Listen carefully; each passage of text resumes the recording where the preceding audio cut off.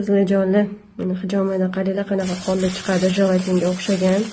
Mana shu tromb mikroorganizmlar, tromblar, bakteriya deysizmi, infeksiya deysizmi, hammasi mana shu quyuqlashib qolgan, turib qolgan qonlarda sizni kasal qiladi.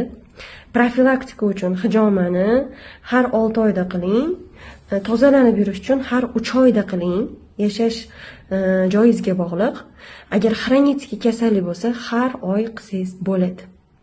Вот, biz hozirgina orqa qismni boshlariga qilib bo'ldik. Вот, protsedura ketyapti, alhamdulillah. Wie geht's dir? Gut, entspannt. Spannend und Rücken? Leicht? Rücken ist gut. Ja, besser. Schnitte haben nicht wehgetan. Ja. Kitzelt ein bisschen. Alhamdulillah. Ja, aber besser, ne? Bei Ja. Rücken. Ja, machen wir jetzt vorne. Вот, qizlar hijoma qilib yuringlar. Sog'lom bo'lish xohlasanglar.